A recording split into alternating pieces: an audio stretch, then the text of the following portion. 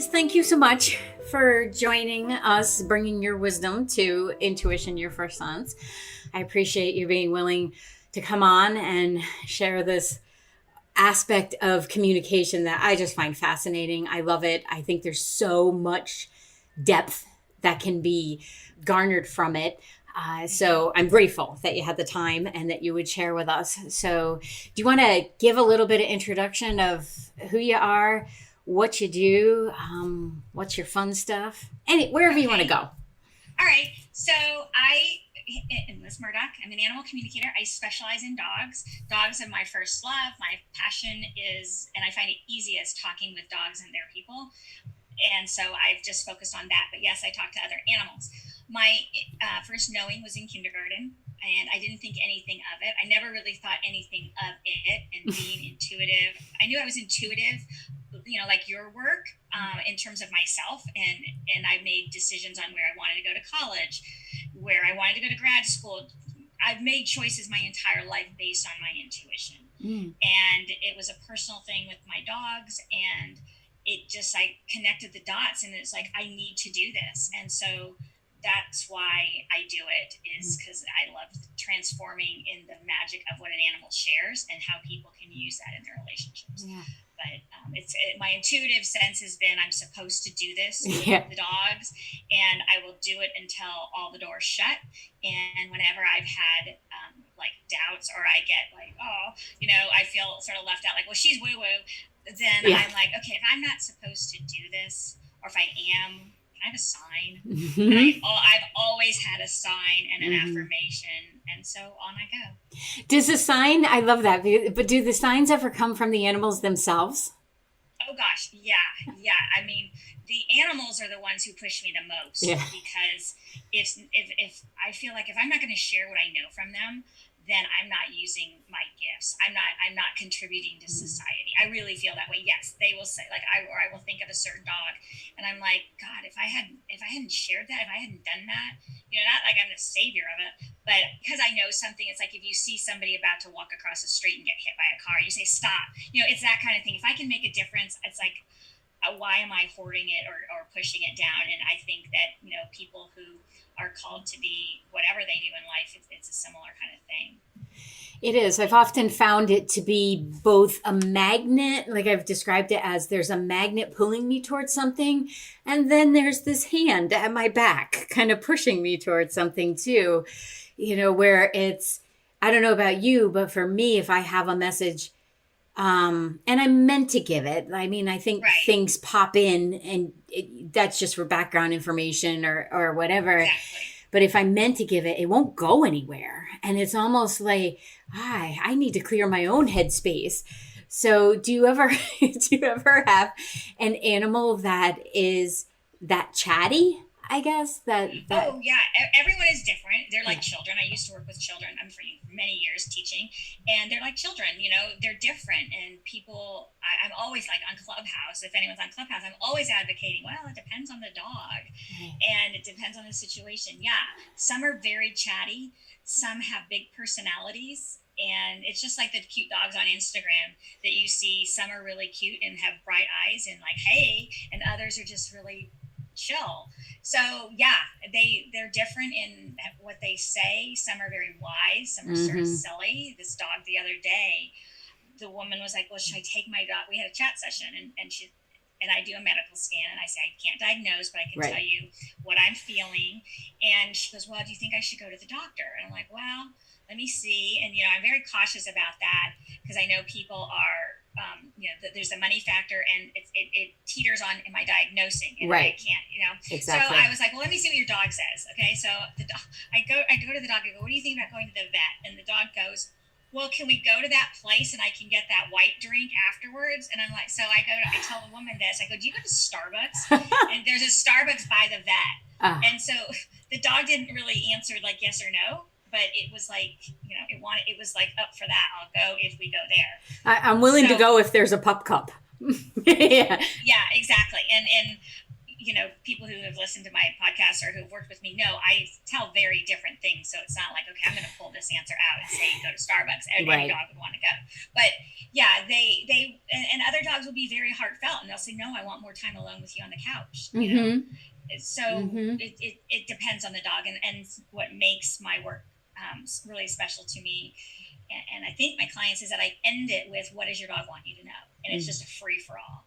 And I get very specific. I tell the dog, help me out here. I want to be really specific. And it's so touching. Well, I have found, I get the sense from the animals. Sometimes I'll get the wording. For me, it's different, obviously, from species, how chatty they are or not. That's what I found anyway. But it can make me tear up more so than some of the humans I work with, because I'm like, you're just so amazing. Like, you're so smart. A huge animal lover anyway, but the vast knowledge that's there that maybe just isn't known yet, that intelligence is there. And like the work you're doing, I think helps to educate, literally, that there's this depth available to all sentient beings. But, there's stuff you can do too, the communication that's possible. And I love that you also help people to understand this. And so it literally makes my heart blow up when we're walking or something and there's a little, somebody chatting. Or I love when they tell on their parents, like their pet parents. Like I love when, I'm just out for a walk and they're like, da-da-da. I'm like, okay, honey, first of all, your owner may not know that you can do, kind of like I said to babies in the store. Yeah, they're waving to you. Yeah, and I usually use that. They know a Nana. That's why they're talking to me. So yeah. I read on your site too that when you were younger, you were doing the training with the dog too, and that just fascinates me because training is so much about communication and energy and body position, and then there's this intuitive part of it. So, like, what was that like? I know it's kind of hard to answer. Well, I'm not going to answer for you, but like when it's just part of how you're wired, sometimes it's hard to. I think so. So I have a daughter, and I remember taking her to one of those, little baby play groups, and there was a little boy who was throwing the kids were throwing balls, and this kid was throwing a ball like, oh my gosh, and we were like, what's the deal here? I mean, he was like a major league baseball player, the way his form, everything, and he was about a year and a half, and his mom was laughing and said his uncle is a pitcher. And so I do think that we all have things that are innate to us. Yes. And for me, the dog thing definitely is. And so when I started doing dog training, it was like a game. And I do think that it is more like a bond. And I realized one time that leash is that conduit, and how we even hold the leash, and what kind of leash that I pick. Am I comfortable with the leash? I don't, I have 3 dogs, and I've always had dogs, and I'm leash familiar. And there are leashes I can go into a store and look at a leash and think, oh, that's so cute. And then I put it in my hand, like, ooh, I don't like this. I don't like how it feels, and so I think what's happening now, I call it a dog communication revolution that's going on, that we are acknowledging doggy body language. That sort of started this last year, and the book's coming out, and then the buttons. Oh, I've seen those. The dogs that press buttons, if anyone hasn't seen it, started with Hunger for Words, but Bastion and Bruise, if you want to look any of these up. What about Bunny? You can see dogs press. I follow Bunny. Yeah. Okay, so they press the buttons, right? And a treat, but it's more than that. Right. It's now, do you want this? The dogs are saying yes or no. And they're going deeper in that shows understanding. And it's not just the dogs training the people for what they want. So I think that it's changing. And for me as a kid, it was very normal, and kids often don't question, like the little boy throwing the baseball. We're just doing what comes naturally, where our inclination is. The kids who just want to color versus the ones who want to swim. And for me, the dog thing came easily. And I remember standing in the dog training ring at the fair, and I was like, oh, we didn't win anything. They were calling ribbons, and that was in the days where we weren't all getting ribbons like kids do today. Thankfully. So they called a bunch of names and gave out ribbons. So I thought, I guess I'm not getting one. I don't think I had one blue ribbon before in something else, but I was really young and they didn't mean much to me. So I didn't get called for a ribbon at the county fair. And I remember looking down at my dog thinking, well, I thought we did pretty well. And so I was like, wow, okay, but that was it. And then they called my name and I'd gotten the blue ribbon. And I was like, oh, and everyone went crazy because I was the littlest person. I was the only child in this huge, massive dog training ring. But we were good. And it didn't even go to my head. I mean, I talk about it because I think it shows that kids can handle a dog. Now you have to be safe, but yeah, the teaching aspect and the idea of practicing and 10-15 minutes a day in consistency made an impact with my dog. And so then I was fascinated by him. And I remember at one point we were tennis players in our house, the laundry basket full of tennis balls. And so my dog loved tennis balls, like many do. So I took a Sharpie and I put a circle on his tennis ball and I put it in a bag in the laundry basket filled with all the tennis balls that my parents used for practice. And the garage was empty and I threw the whole basket up in the air. And he went and he found the first ball he brought me was the one with the tennis ball, was with the black dot. And dogs do that. But this was a dog with no training. He hadn't been guided to do that. It was just a kid saying, I want to see what happens. But it showed to me looking back that I had that awareness and curiosity about communicating with my dog and his ability, that there was more to him than just time to feed the dog. And because I know about that and I experienced it, I want to share it. There's 65 million dog homes or something.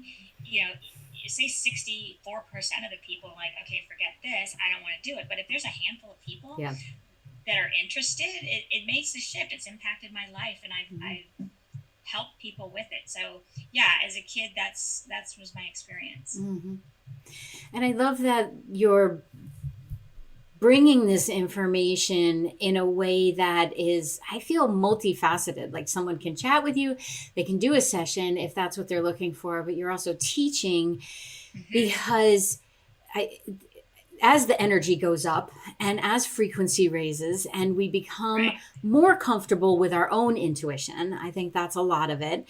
Yeah. You start looking around when people start realizing, oh, I might actually have a little bit of that knowing inside of me. It's not, just for special people, if you will. You can make that connection and it's just much more affirming, I think. And that connectivity that's there. And then there's so much joy in that. Yeah, there can be sadness, but most of the time it's joyful because the animals, I find, have wonderful senses of humor. And I like the ones that are kind of like I have a rabbit and he's free roam and I call him, he's like that little old man who is kind of curmudgeon-y, but then can be really funny. So he's the perfect blend, perfect animal, perfect pet, if you ask me. He's quiet. They're talking about rabbits a lot more. I think so. Yeah. Well, he's quiet and he uses a box. Like it's perfect. Yeah. But the individuality, and then like I said, the stuff that you're bringing, because people have asked me to teach them to do animal communication, and I can communicate with the animal, but to teach you to do it because we all do it differently and it's not my focus. That's why I got so excited, when I got in contact, because I love saying, oh, you know who you need to work with? Go work with Liz. Well, the thing is that when, if you were to tune in to, or anyone, somebody who's intuitive, and people are much more comfortable talking about it for business. They talk about it all the time. They trust the gut in the business. Yeah. Top CEOs tune into their gut. There's science studies on that. So we're just catching up with the animals, I think. But somebody who's never had a dog, who is intuitive, may tune into a dog and they might get information, but they don't trust it yet. They don't know how to make sense of it. It's like even the dogs on the buttons, when they press walk, the inclination is to think, oh, that dog wants to go for a walk down the street. And it's like, if you look at the context and what's been going on, sometimes when the dog presses walk, it means get up and walk to the fridge to get me the treat. And I think because I have so much experience with dogs, that I can be very discerning, that when I'm telling a client I'm getting walk, I will go to the dog and say, okay, please help me be specific. Show me the context. What do you mean by walk? Because when we clear out our preconceived ideas, then a walk or a treat suddenly becomes the yellow treat.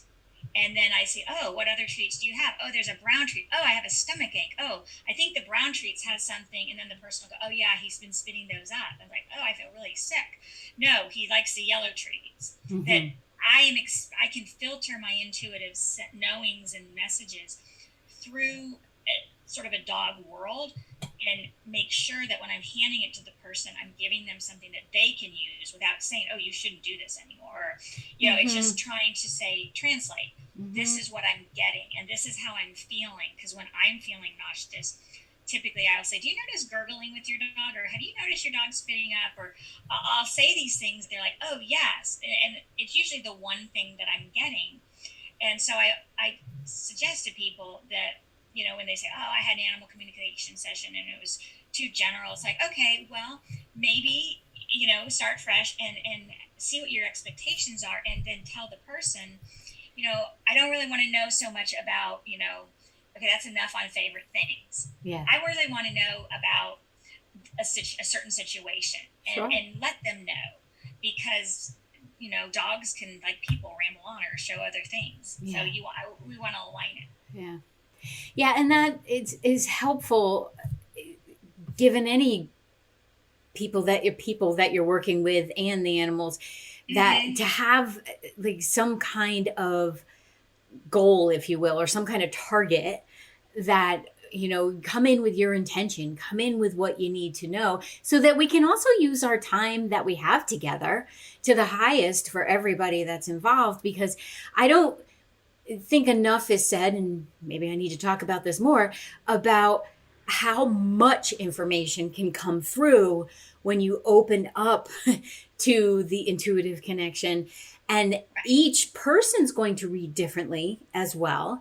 So you're also working with, well, where's their skill set, and what's their love too. I think just like the little kid who can throw the ball like that, and you're like, whoa, we each have our own like GPS system and how it works best. So being able to learn some of the skills, you said translate, but I think it's also transferable. Like you teach, it feels to me anyway, that you teach people better how to read their individual little bundle of joy, because it can be so different. Like my partner has 4 cats, and every one of them, like when I go over, I'm like, he's like, why do they just follow you around? And I'm like, they're all yelling at me, like, and you know what he didn't do this week, and he doesn't feed us the way you feed us, and I literally have said to them, all of you knock it off,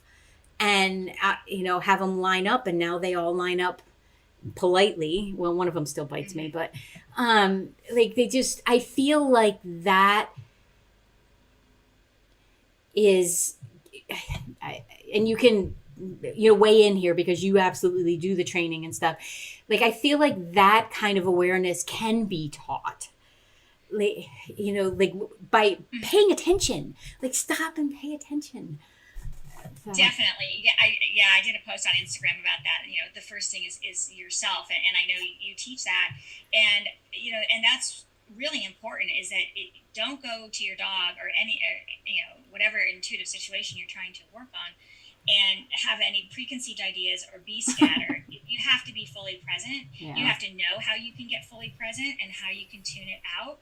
And that's where coaching or practice helps. And you know, you when looking for the right intuitive coach, whether it's to talk to an animal or working with yourself in whatever business, is that you want someone who's going to help you, like you said, know what you want to work. Because you know, client number one, person number one might want to say, I need help in, you know, receiving the messages. I'm not getting anything. Okay, well, let's talk about that. Oh, it's your frustration that you're getting pictures and you think you should get hearing signals. Right. Next person. Not everyone gets it from that sense. Right. And then there's also, you know, going deeper. It's like, well, all I get is a ball. It's like, okay, well, ask the dog why the ball is important. Mm-hmm. Oh, and you know, what else? I used to do interviews on radio with people, and you know, you never ask a yes or no question. Tell me more. Why is it important? Mm-hmm. Show me, and I'll ask the dog that. Show me. Mm-hmm. So learning those tools and tips, I think, makes a difference to build the confidence to keep going and practicing. And that, you know, somebody once was practicing with one of my dogs and said, oh yeah, this dog says mom does such and such. And I'm like, my dogs wouldn't call me mom. I never say, so right. I thought, she's not tuning into my dog. She's maybe getting some things, but you know, as somebody doing it, if you want to do it with other dogs, make sure you get the wording right of what the animal is telling you. And if you're not sure, then you can say, I'm still trying to figure this out. Right. And that's the part about, I think, the learning, and it is a learning and it's a practice to create that space between what you're receiving and your own stuff. You know, really creating that energy space, that distance.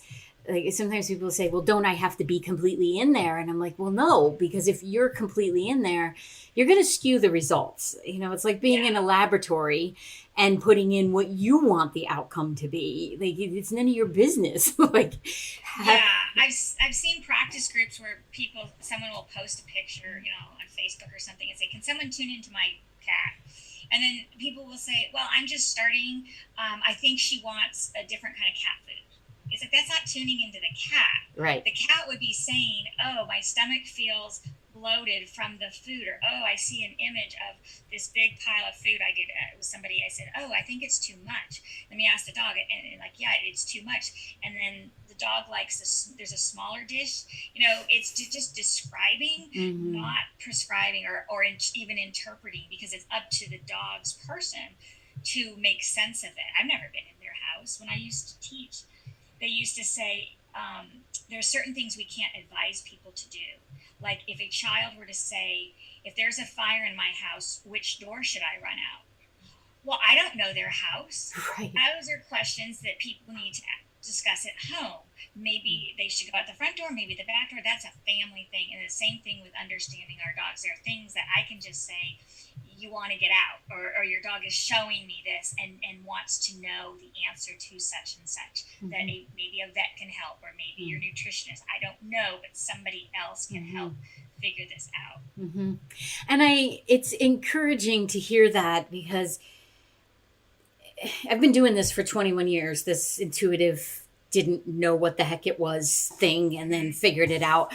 And then, you know, love what I do. I have stuck really to my own ethical lines around stuff like that. And other people would say to me, well, this reader said this, this, and this, and they were much more specific. And I'm like, but I'm not in charge of your life. Like, there's accountability here, and it's joyful to have that accountability. So like when you're helping someone develop their own intuitive sense, like then they get to feel giddy even about the fact that oh, wait a minute, you're right, that I can pick up the images so much stronger. And I was trying to make myself clairaudient when my vision sense, geez, it's right there. Yeah, get really strong on the vision, and then let the audio sense and open up whether it's just it's not there yet, or it's stress trying to make it happen. Follow what's strongest and just let that go. Yeah, it's that whole comparison thing. That other person in class saw something. Okay, but I can't paint. And one of my Exactly. friends is gifted in that area. So what is for you the most fun, I guess, aspect of what you get to do? I love talking with the dogs, and I love tuning in. Hi, I'm Liz. I want to find out what you want to tell your people, but I want to start with your favorite things. And then they start showing me things, and I'm like, oh wow, because it's so different. They can be so wise in what they say. They are. I think it's weird if an animal shows me. I go, oh wow, there's a cellophane wrapper that you use. Oh yeah, that's the treats I just opened yesterday.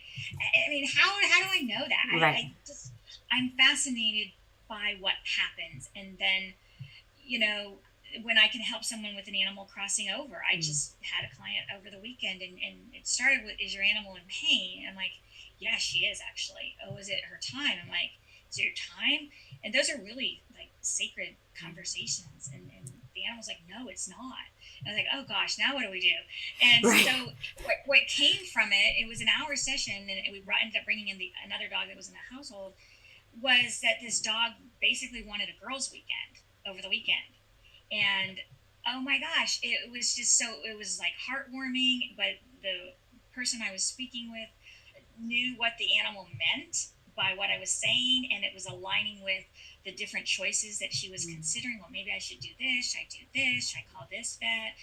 And the dog's saying, well, there's another vet. She goes, yeah, there is another vet who I like. I'm like, well, so she was able to piece together what she wanted to do that changed the whole outcome of those days. And I've never had a dog, and I'm sure there's someone probably wondering, well, can you tell like how many days left? No, I do not believe that I have that ability as a psychic to predict, nor do I have an experience that would make me think that a dog would say it's, what I have had is, I want to do this for a couple days, or can we just have some time this afternoon? They give me specifics like that, and then the rest is, I believe, is free will and the choice between the person and the dog. Same with a lost dog. You can't predict. You can't say this is what I shouldn't say you can't. I can't. I have never had that experience about predicting. I would agree because the feeling that I get, I've always said they're more evolved than we are. But they get us to take care of them, so there's some major intelligence there. But I have often felt like my 17-year-old cat recently, I released her, and I have often felt when I tap into other animals of other people's, not a time element, so it's more like an experiential, or more like not necessarily a bucket list, but there's that joyful thing that they have that they want to experience maybe one more time. And then, I have said to people, when they say I put my animal down, and I said, well, actually, I had animals say they're being released. So that's the terminology I use is thank you for releasing me, because they get kind of excited about that next go round, or whatever they're Yeah. going to be doing. And it's just, I think it allows them, when you consider this, maybe you're not at the point where you are the one, if you're listening to this, that you want to do that communication or feel like you even can do that communication, but there's an ability to create a partnership with your animals, and to build on that dynamic of intelligence that's there. And like when I took my cat in, well, arranged to have her go in, by looking at her, you would say, well, she's probably got a little bit longer to go. But she was like, listen, I'm complete. And, Yeah. so I could honor that even if I wanted her here, which I've always done with my animals. I know, of course, I want to keep them longer. But that partnership, I feel like it allows for an honoring of their soul and their process, which I think can help with the grief. We have to make those decisions. We are the contracted employee.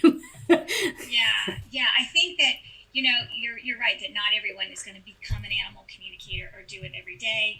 But I think what people do want, or are craving, is that ability to know when you have to make tough decisions, Yeah. or you have to make choices, even more simple as, should I get another dog? Yeah. People have a yearning to get another dog sometimes. Oh, then they'll be friends. And I'm like, well, does your wife want you to have another wife? They don't always want to have another dog. Some of them do, and they're fine. But no, it's trusting when you have to make decisions about the care of your dog. And that's where I think that even some of the more basic level animal communication, in knowing what, like, when it's your animal's time, and that those bucket lists are helpful, because when they're in a moment of joy, the person can then also see, oh wait, I can see though that you're not so comfortable. Yeah. And they trust their knowing senses. Not that I've always sent people to do a bucket list, but sometimes it's just go sit in the rocking chair. Or she wants to sit in the sunshine, and then things become clear, or the animal just passes away. But I think being able to trust our intuition, whether or not we study it much, is helpful in knowing how to make a care decision at any stage of the dog's life, because they come up. Should we do this treatment? Yes or no? Should I go to the vet? Yes or no?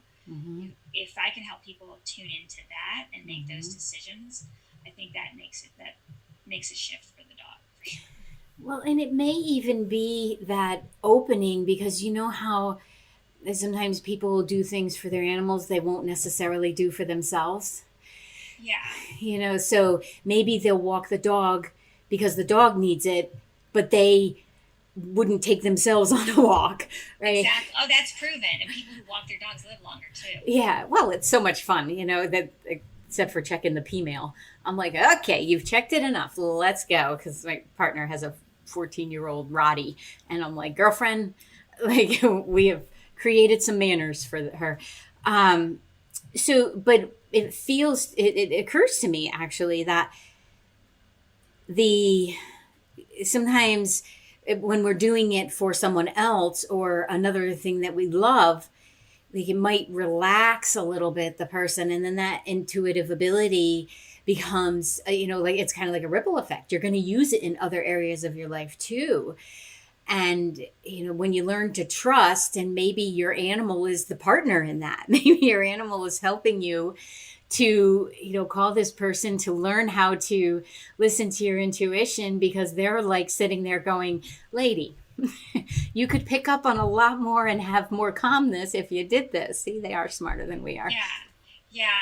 And that's another good point, is just the confidence in that, oh, wow, I really am getting this. This is really what I'm getting. And you made me think of, like, Steve, I guess it's the Daily Steve, the cat that presses and he calls her lady.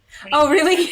Oh, yeah, he'll press a button, lady catnip, or lady out. And she says, no, Steve, not now. It's very funny.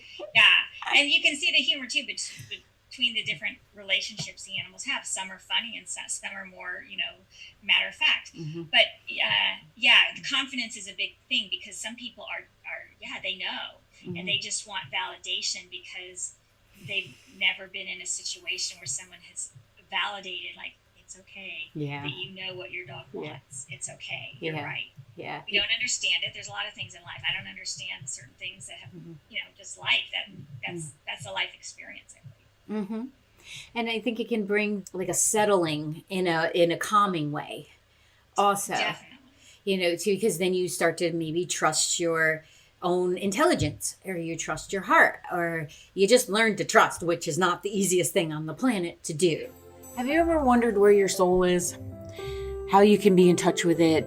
How you can use it and communicate with it with your human senses as well as your intuition?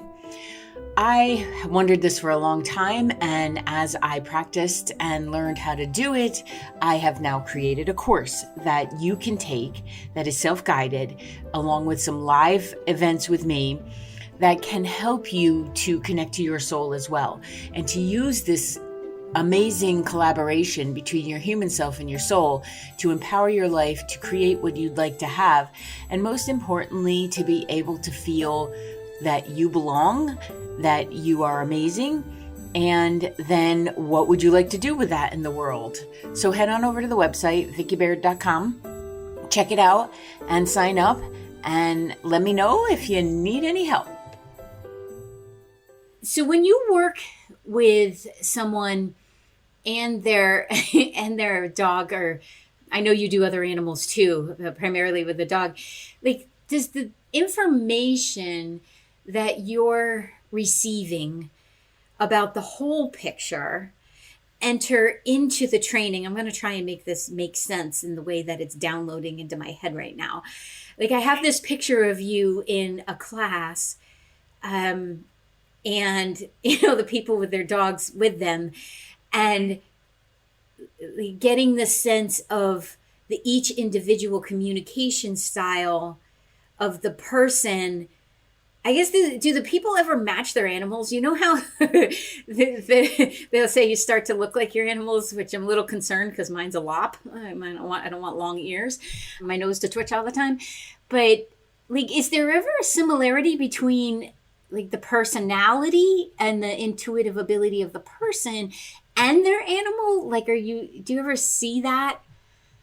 Sometimes, but I have 3 dogs, and in some ways they're similar. 2 are the same breed; they're different colors. They came at different times, and the other one's a little thing. But so it's sort of like kids. I had a friend who said, she had her first child, and she goes, "I'm the best mom on the planet." She was all confident. She knew her child. Da da da. She had child number 2, and she's like, "Oh, what's this? I got it." She had to pivot a little bit, and it's like 1 and 2, and then she had child number 3, and she's like, "Oh, I have no clue what I'm doing with parenting." And I think that dogs can be like that they are different from their people, and that they can mirror or replicate a similarity based on living together, or personalities. But my experience and belief has not been that dogs are in their lives to teach them a certain thing just for a reason. Some people do believe that. I think the paths have crossed, and we can tune in and get information maybe today and then tomorrow, because we might not. So no, I don't think that. I would say sometimes. Sometimes people are a lot like their dogs, but other times no, they have different things that they may be working out. Maybe a law of attraction. They can be attracted, whatever. But I think that a dog has its personality, and the person does, and they have to come together to try and connect and understand each other. I actually agree. I wasn't setting you up there. I was just like, how do I say this in a way that I still don't think it probably sounded or made much sense, but the way it was coming through was like this. Maybe it's more that the attraction of it, because I really believe they choose us. We might be the ones that say, okay, come live with me, because we do have to have that, choice. We do have that choice. But I've often, at least in my own experience, when the animals show up, like Leah, who just was recently released, she was the best trade I ever did, because my older stepson moved home. He brought her with him, and she was like only like 7 weeks old at the time, and we already had 3 cats and the whole 9 yards, right? And he moved out the next day. And I said, my husband's like, she's got to go. You got to find her a home. I said, she's supposed to be here. Like, he was just the UPS driver to get her here. And she was sassy. And she was just so different than any other cat. I had always had the, kind of easygoing males. And she was a tortie with her own opinions and everything. And she just, like, the best girl ever. But I knew, for whatever reason, she was in our home. I didn't believe that she was there to teach me something, or the other kids or anything like that. It was more like, oh, this is where you are in your soul's journey, and this is where I am on my soul's journey. And oh, look, we intersect. And, let's see what we do together. Let's see what we get into. And she just... And they can teach us something, for sure. But yeah, I don't think their sole reason is to be here to teach us. But other people feel differently, and so that's also another thing. Is when you are, as a listener, anyone to this conversation, you're looking for, whether it's an intuitive coach or a group to work with, or an animal communicator. It's finding the people that you are ready to align with, and you're open to their perspective. And I think it is helpful to explore perspectives to figure out what is true for you and where you are. Well, certainly, because that's how we expand ourselves, right? Like, it's if you only do like your lane, if you only pay attention to what you believe to be true, like where's the expansion? Like, Yeah. where's the learning? And that you used the word curiosity earlier, and that, like, I think our souls are so curious. They just want to learn, learn, learn, learn, learn, learn. And the method of being open to learn from anywhere, Yeah. the animals, the trees, the earth, the other humans, all of it. Sometimes my head gets a little too excited because I'm like, I just want to learn everything about how we communicate energetically and how we get the information. And I love that you said, I don't know. Like, I get the wrapper on the thing, how it just, Yeah. it knows that. So I have a thought about energy.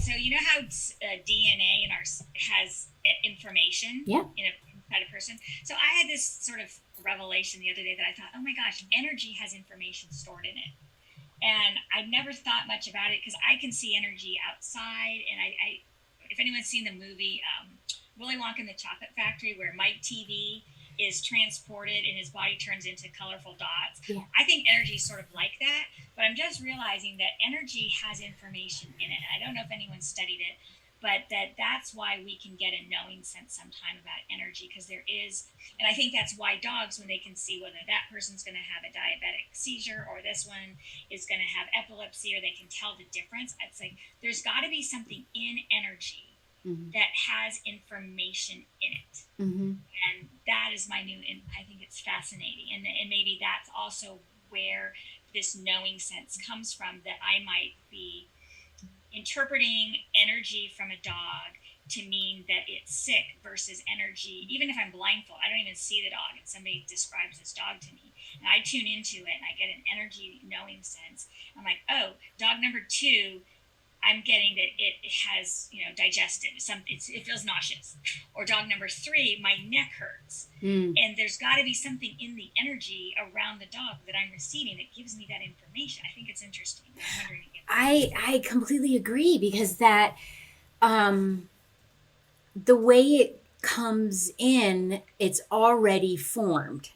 It comes in with the information enclosed. So, yeah, it's like not just a thought form, it's got all the components of consciousness.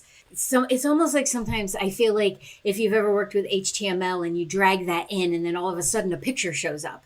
right. I'm like, I feel like this is how it works, in that there's the coding, right, that you look at and you're like, well, that's gobbled. Somebody might look at and go, that's gobbledygook. And somebody else is like, oh, no, that's a video, that's a picture that's there, and here's the information, there's the color, this is what it tastes like, that's what it smells like. And it's just like, what is your, meaning anybody's individual processor, Exactly. able to discern from that information that's been translated over. And like different frequencies have different feelings, and it's just so nuanced, it's just so subtle. Like it's not often, it's not just like that cosmic 2x4 that bangs you over the head. Well, I think practice, though, can make it so sometimes it's not so subtle. I agree. Because, people, we say, oh gosh, did you feel that energy in that house, or, that person? Or it's like, you can walk into a room, what happened in this room? Yeah. It's like, there's this certain kind of energy. So, yes, I think sometimes it is pretty powerful. And other times, like when people say, oh, I don't know what my dog is thinking, I can't get anything because it's not as strong, like you were saying. Yeah. Oh, I agree. I think the practice, I've joked that it starts out subtle. Well, sometimes there's an opening. Sometimes there's a boom, and here's a skill set that you might have. But I've often felt from my own communication with my guides and everything that, wait a minute, there's some intelligence to this, that you spend the time working with it, that you practice, that you put in the effort, because one, that is validating of yourself, but two, because I think it like weeds out those that might want it to be, I'm going to try and not sound like a snob here, but it like a circus act or something, you know? Yeah. Well, the skeptics, they just, just show me. And it's sort of like, well, why? Why would an animal or anything want to tell you that it's hurting if you're not going to do anything about it? Yeah. Yeah. It's not just a show, and it's a waste of energy. But I can see some people are just uncomfortable too. Yeah. Thinking that it's real, it scares them. Yeah. I mean, I started out as the original skeptic. I mean, I thought when you croak, there's no more. And then my mother passed, and I joked that I think she hit me in the head on the way out and, said, go ahead and do that stuff you did as a kid that we didn't like. And we told you to knock it off, and go ahead and use it. And then it's like everything started to pop from there. And I was like, I am losing my mind as I'm, raising these 3 kids and working and everything. So there can be an element of, I don't know what it is.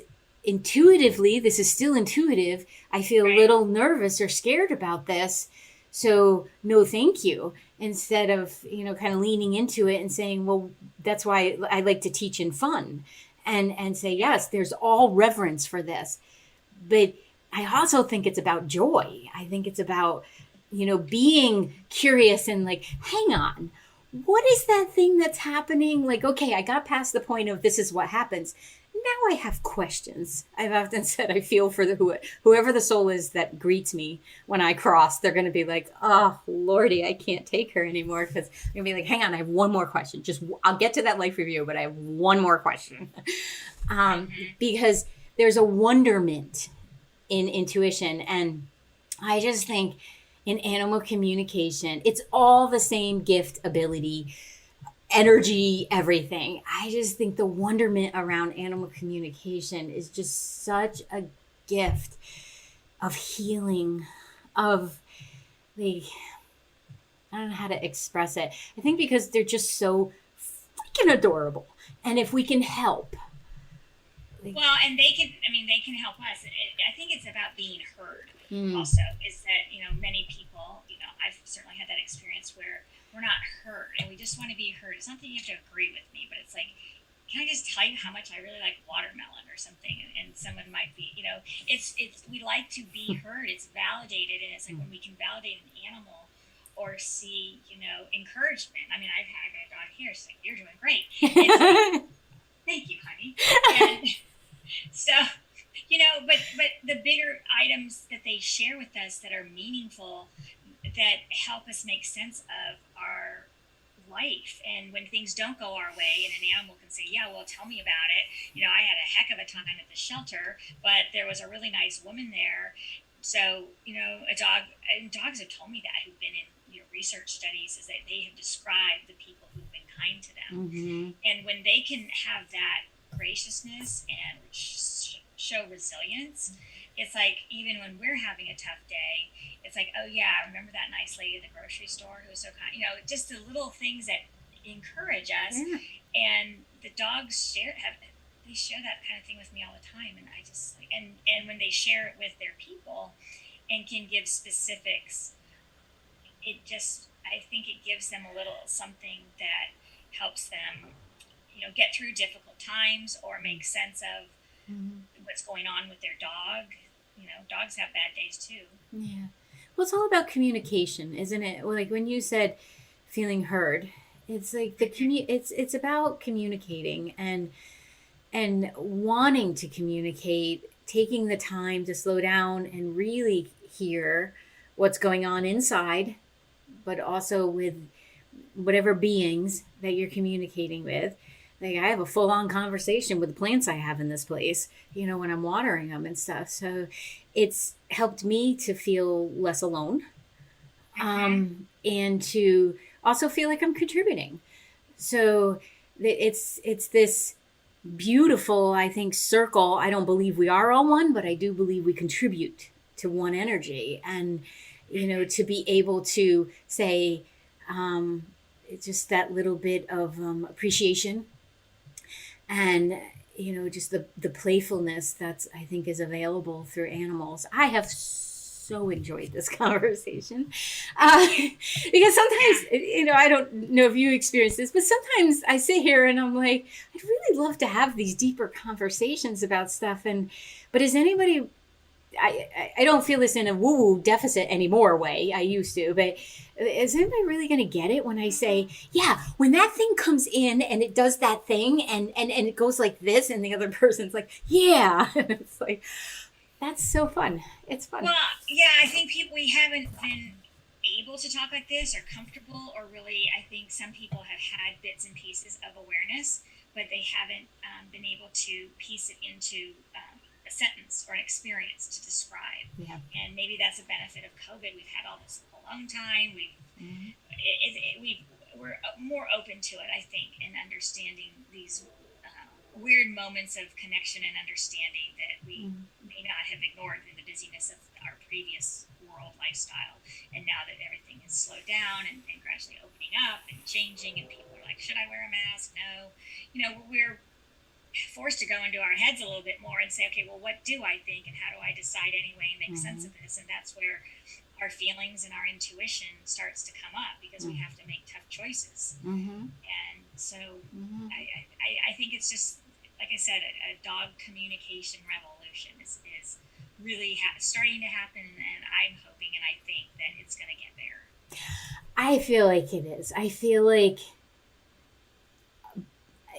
I agree with you. I've called them the gifts of COVID.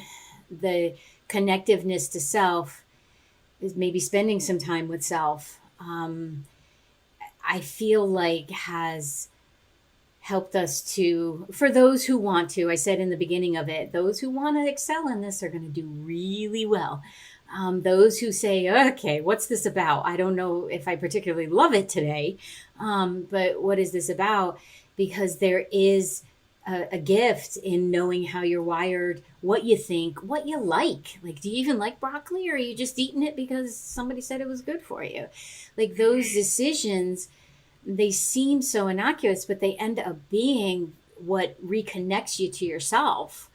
And then I think that helps us to look outside and say, I really do want to connect. I mean, look at all the people getting out in nature, which I think is raising people's vibrations too. Connecting with nature. And it's like, you guys don't even know you've been swiffered this whole time by the trees. They're taking this stuff off, and that's raising vibration. And more people are like, okay, well, what is this knowing I have? Or what is it that I do want to know about myself? I think there's more of a curiosity about wanting to know who we are, which hopefully will help with that comparison thing. Comparison doesn't help. No. Unless it motivates you to say, I'm going to figure out what I can do. Is my knowing sense stronger than my audio abilities to receive hearing? That's okay. If comparing is going to help motivate you to go figure out what's right for you, then it can be used for good. Absolutely. The inspiration to kick it up a notch, or to allow yourself to feel like, well, maybe I could do that. Because I know people will say to me, well, you can do it. And I said, woman, I started off trying to figure out why my face was blowing up with allergies and everything else. And I had to figure out the physical thing. And it led me to, I don't think this is physical. I think this is I had like no frame of reference for it. So that's my point, to like practicing and connecting and giving it time, giving yourself time to learn, and then expanding it wherever your interest is. Like, is it in animal communication? Is it in angels? Is it in spirit guides? Is it in your business? Is it, who cares? It's all the same fun pool. Get in here and enjoy it. Exactly. That's true. Fun. Yeah. So, well, thank you. Can you, we're going to put it in show notes, but can you because I love the name of your website, can you tell people how to get a hold of you? So I've got whatyourdogwants.com. So you can find all of the information there. I use Talking with the Dogs on Instagram. A lot of people are comfortable seeing the daily posts that I do and the fun things. Okay. So Yeah, and I'm on Clubhouse, and I've got the classes and all. So come join. Whether you want a little introductory session, I'm happy to help answer questions and get people moving along into their intuition and knowing with their dogs. Wonderful. Thank you so much. I really enjoyed this. And if, we can help in any way, or you want to chat again, reach out and we'll have you on if there's a specific subject or anything that you want to go for. We usually freeform these first ones and then follow up from there. So thank you very much. Okay, I'm happy to do that. If this is something you feel would be beneficial to you, feel free to pop on over to the website, VickiBaird.com, VICKIBAIRD.com, or at Coach Vicki Baird on all the social platforms.